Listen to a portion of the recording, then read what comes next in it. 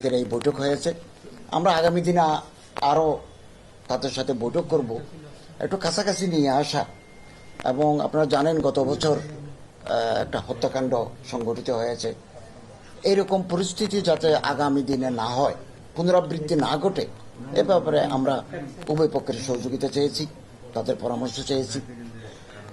এভাবে আজকের বৈঠকটা সমাপ্ত হলো। আমরা আগামী দিনে বসে তাবলিগে জামাতের কর্মকাণ্ড যাতে সুষ্ঠুভাবে চলে সেদিকে আমরা অগ্রসর হব। না, উভয় গ্রুপ আমাদেরকে আজকে 2 মাস 3 মাস যাবৎ বলছেন যে আমরা আপনাদের সাথে বসতে চাই, তো আমরা সময় দিতে পারি নাই। এই সময়টা ঠিক করেছি। তবে উভয় গ্রুপকে আমরা এক করেছি আজকে। আলাদা আলাদা বৈঠক ছিল, একজন 12টা থেকে 12:30 এক গ্রুপ, 12:30 থেকে 1টা পর্যন্ত আরেক গ্রুপ। আমি চিন্তা করলাম যে তারা যেহেতু এখানে আছে, তাদেরকেও ডাকি না, ডেকে সামনাসামনি কথা বললে অনেক কথা ক্লিয়ার হয়। তো ওনারা সম্মতি দিচ্ছেন এবং 2 গ্রুপের সাথে শীর্ষস্থানীয় নেতৃবৃন্দের সাথে 2 গ্রুপের আজকে বৈঠক হয়েছে। আমরা চা কফি খেলাম। আগামী দিনে আমরা আরো বৈঠক করব, আরো কাছাকাছি আসা। না, এই পর্যন্ত আপনি জানেন 24 সালে যখন আমরা বারবার বৈঠক করেছি, উভয় গ্রুপ একসাথে বসতে তারা সম্মত ছিলেন না, বসবেন না তারা। It is the first time, এটাই প্রথম যে উভয় গ্রুপ 2জন উপদেষ্টা, একজন বিশেষ সহকারীর সামনে বসে এগুলো আলাপ আলোচনা করার সুযোগ করে দিল। এই জন্য আমি উভয় গ্রুপকে ধন্যবাদ জানাই। না, এই নিয়ে আমরা অতদূর পর্যন্ত এখনো পৌঁছে নেই। একসাথে করবে কে না সেপারেট করবে, এগুলো আলাপ আলোচনা সাপেক্ষে হবে।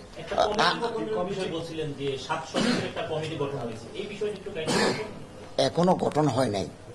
আমরা ওনাদেরকে বলেছি যেহেতু আগামীতে নির্বাচন হবে, নির্বাচনের একটা প্রস্তুতি চলছে সরকারের, স্বরাষ্ট্র মন্ত্রণালয়ের ব্যস্ততা বেশি, আমার মন্ত্রণালয়ের অনেক হাফ ডান কাজ আমরা একটু গুছিয়ে নিতে চাই। বারবার এই সমস্ত বিষয় নিয়ে বসলে আমাদের সময় স্বল্পতা। আমরা যদি একটা কমিটি গঠন করে দিই, তাহলে ওনারা 2 গ্রুপ কমিটির সাথে বসবেন। তারা যদি একটা সমঝোতায় পৌঁছে অথবা ঐক্যমত্যে তারা উপনীত হয়, আমাদের কাছে রেফার করলে আমরা সেটা ফাইনালি দেখব এবং অ্যাপ্রুভ করব। এখনো পর্যন্ত ওনারা নাম দেবেন। আমরা মন্ত্রণালয় থেকে অ্যাডমিন একজন এডিশনাল সেক্রেটারি দিয়ে আমরা কমিটিটা গঠন করতে চাচ্ছি। একজন এডিশনাল সেক্রেটারির নেতৃত্বে উভয় গ্রুপের প্রতিনিধি থাকবেন। ওনারাই এটা আমরা কমিটি ফর্ম করে দিলে ওনার নাম দেবেন, এখনো দেন নাই, পরামর্শ করে নাম দিবেন। নাম দিলে এই কমিটিটা ফর্ম করে আনুষ্ঠানিকভাবে তারা বসবেন। তো আমরা আশা করছি যে এই কমিটির মাধ্যমে একটা সমঝোতায় উভয় গ্রুপ উপনীত হতে পারবে, সামনে সংঘাতের পথ বন্ধ হয়ে যাবে, আমরা এটাই চাচ্ছি। কিন্তু টঙ্গীর যে বিশ্ব ইজতেমাটা, এটা একসঙ্গে 2 গ্রুপকে একসঙ্গে করার তো কোনো আলোচনা আসেনি বা কোনো, আমরা ওই পর্যায়ে পৌঁছে নেই এখনো। না, আমরা কমিটির উপর দায়িত্ব দিচ্ছি।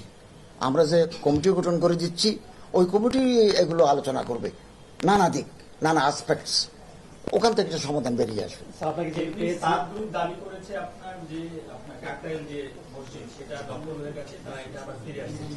এই সবগুলো সব ম্যাটার না, কাকরাইল মসজিদ, টঙ্গী মাঠ, এটা নিয়ে তো মূল বিরোধ। এগুলো ওই কমিটির সাথে ওনারা বসে আলাপ করবেন, নেগোসিয়েশনে যাবেন, যেটা ফলাফল বেরিয়ে আসবে ওটা আমরা বিবেচনা করব। রংপুরে একটা ঘটনা ঘটেছে, হিন্দু সম্প্রদায়ের বেশ কয়েকটি বাড়ি ভাঙচুর করা হয়েছে, মানে এটা নিয়ে এক ধরনের সমালোচনাও চলছে, এটা আপনারা কিভাবে দেখছেন? আর আমি তো এটা তো স্বরাষ্ট্র মন্ত্রণালয়ের এখতিয়ারভুক্ত, তো আমি এ নিয়ে কোনো কমেন্ট করতে চাচ্ছি না। তবে একটা কথা আমাদের বলতে হয়, সেটা হচ্ছে যে ধর্ম নিয়ে কটাক্ষ, বক্রোক্তি, ব্যঙ্গোক্তি, এটা আমাদের দেশে বহুকাল যাবৎ একটা ফ্যাশনে পরিণত হয়েছে। এটাকে আমরা নিরুৎসাহিত করি।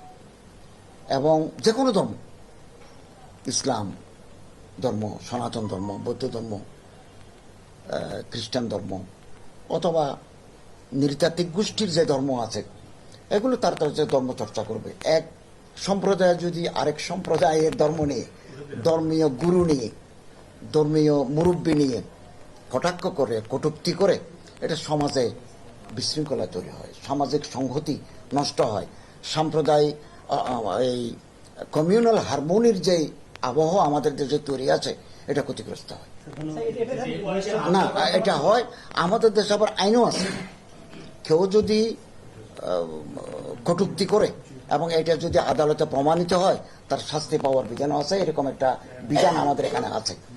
গঙ্গাচড়ার ব্যাপারে যিনি কটূক্তি করেছেন ওনাকে আইনশৃঙ্খলা বাহিনী ওনাকে গ্রেপ্তার করেছে। এর প্রতিক্রিয়া হিসেবে যে সনাতন ধর্মের সদস্যদের উপর যে হামলা, এটা তো আইন হাতে নেওয়ার মতোই, আমরা এটা চাচ্ছি না। এবং আইনশৃঙ্খলা রক্ষাকারী বাহিনীর পক্ষ থেকে বলা হয়েছে কেউ যদি স্পেসিফিকলি মামলা করেন ওনারা তখন কারা হামলাকারী তাদেরকে চিহ্নিত করবেন। যদি মামলা হয়ে থাকে, আইনশৃঙ্খলা রক্ষাকারী বলছেন, স্থানীয় পুলিশও বলছে যে কেউ যদি মামলা করে তাহলে এই বাড়িঘরে হামলাকারী কারা তাদেরকে আমরা চিহ্নিত করে আইনানুগ ব্যবস্থা নেব। নিরাপত্তা দিতে কি একটু গাফিলতি ছিল কিনা? এতগুলো ঘরবাড়ি ভাঙচুর করা হয়েছে। না, মনে করেন একটা মব যখন হয় সব জায়গায় তার পুলিশ থাকা সম্ভব নয়, যে কোনো জায়গায়। আমরা মূলত এটা বহুদিন যাবত আপনারা জানেন বাংলাদেশে একটা কালচার হয়ে গেল ধর্মকে উপহাস করা। এটা তো উচিত নয়। এটা তো সামাজিক শৃঙ্খলা, সংহতি, সাম্প্রদায়িক সম্প্রীতি বিনষ্ট করে দেয়। এটাকে আমরা নিরুৎসাহিত করতে চাই সব জায়গায়, যে কোনো ধর্মের। তো ধন্যবাদ আপনাদের সবাইকে। সবগুলো আমরা আইনানুগভাবে সেটেল করব ইনশাল্লাহ। সবগুলো আইনানুগভাবে সেটেল হবে, আইনের ভিত্তিতেই সবগুলো সম্পন্ন হবে। ধন্যবাদ আপনাদের সবাইকে।